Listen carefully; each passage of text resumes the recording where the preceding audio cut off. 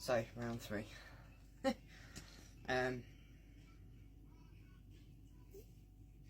Yeah, so that's where I was with Shaw Healthcare. So yeah, it's great to hear that there might be a group that's obviously they want to do a lot of activities. So neurodivergent people, those with learning disabilities. You know, Yin Yoga is accessible for all, and however which way you want to look at it. Sometimes I call them different names because my brain works that way, but sometimes I call them asanas, sometimes I call them poses, sometimes I just call it next moves. I'm not doing very well with the concealer, where am I? But yeah, so pretty much from my experience so far of certain asanas to do with yoga, can be adapted for the purposes of yin. Okay, yin is floor based, so, and the reason they're floor based is so there's safety, there's comfort, okay, because then you add in the propping, and the propping's for safety and comfort also. Okay, the floor is there to hold your weight, okay, because you're working on the myofascial aspect of the body, that ninja webbing stuff that you've had me talk about before. It's nothing to do with the joints. We don't hang in the joints. That can that can cause issues later in life, with obviously, you know, ligaments and things. That's not what we aim for. We aim for everything else around the body. Okay, so all these bits, you know, we tension and compression. Okay, all different bits and pieces. Crazy loads of stuff. And I'm trying not to get too much into that because that's not what this mornings are about. They're not about telling you about all that kind of things. But yeah, if you want to know more on that, I will do more content on it, and I probably will anyway, gradually, as I'm getting back into it. You can already hear it starting to, the enthusiasm is just coming back to me, which is what I've missed, sincerely. I have to be level-headed to be able to get anywhere. Especially to retain information, because I'm not very good with words, in remembering the proper words to use, and you can all see that, the way I struggle sometimes in trying to figure out what word I'm supposed to be using for you guys. I'm hoping the majority of you know what I mean when I do end up rambling on and can't find the words that I need to use. But yeah, if you ever don't, just stick a comment down or message me and ask what on earth are you going on about, and I'll tell you, or I'll try to in so many words. So yeah, so basically at the minute everything's going on in the right way. The mindset is where it needs to be, and guys, this is when I say to you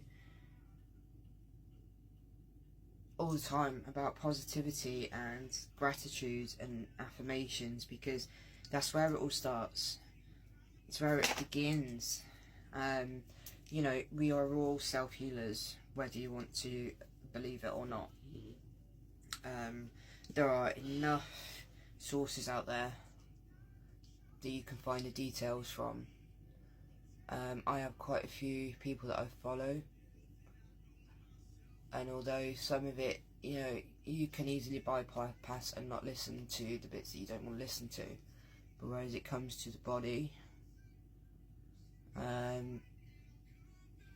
you know, that's the bit you want to focus on, because, you know, I'm sick and tired of being sick and tired a lot of the times, and the doctor's not doing anything but giving you more and more medication so that you're shutting up for 5 minutes. I would probably say that's what they have that sort of thing for,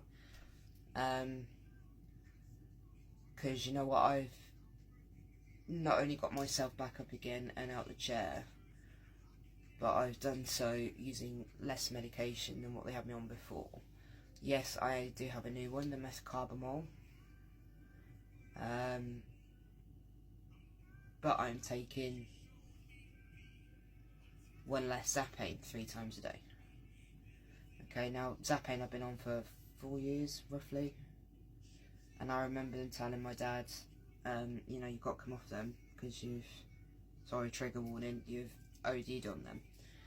His reply, well, you've been prescribing me them for pain, so why are you only now telling me this and changing the medication? So Zapane, things like gabapentin and pregabalin, as most people are aware, they are, what do they call it, lockbox medication. And not only that, but they are highly addictive. So I'm quite happy to be getting off the Zapane. Besides that, I don't, you know, they don't do a massive amount for me. Really, if I sit and think deep down, I know they don't do a lot. They just distract the mind enough to be able to think they're working or whatever, and they just got to a point where they're not. So now I've gotten to a point where I am walking better. Yes, it is still sore, however, more in terms of aching because of the muscle loss up to this point. Okay, you are going to have muscle loss if you've got to go around in a wheelchair. No two ways about it. And obviously when you're in a lot of pain and you don't know where the pain is, you can't lift things. I'm not supposed to lift anything more than 4 pints of milk. And truthfully, guys, when that was first stated, I said, are you kidding me? I've got 3 kids. It's just not going to happen. Especially when, you know, for the likes of me, I feel guilty when I can't do a lot around the house. Okay, these days it's more like I get really peed off because nobody helps around the house. And it's generally just me, especially on those times when my body is a lot weaker and a lot more painful. Okay, but otherwise I do tend to feel guilty because I can't go out and work. I can't go and find a normal job. I can't bring in money. You know, it's what I bring in these days is nothing compared to what I would if I was working. And then obviously that leaves me often in a bad place because it's not fair for the other person. Do you know what I mean? Well, I'm hoping a lot of people will know what I mean by that. I hate not being at work. I can't stand it, which is why I'm so happy to have found Yin, because it's still me being able to focus on trying to get my body back to a state of where I can do a lot more things, as well as helping out other people along the way, which is also why I like to do the positivity stuff. So I know I was telling you guys, gratitude affirmation. You're brilliant, you're amazing. You need to believe it because you are. You don't really understand how amazing you are until you're in a position such as myself, or for whatever reason you've been stopped from working. You don't, when you sit down and you think about it, there's so much to be proud of, to be knowledgeable about, that you have done in the past, that you are still doing, even though it doesn't seem to be a lot. Okay, there is so much more that you are as a being than what your brain allows you to cover, I suppose, is what I would say. It's and it can get difficult. It's what makes you feel guilty, but it's not you feeling guilty, it's that ego voice in there. So give it a name. What's something I listen to?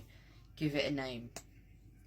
A person you hate, or a name you hate, just don't like. And then when they're trying to tell you something, oh, shut up, such and such, that's not me talking, that's you. Okay, it does help.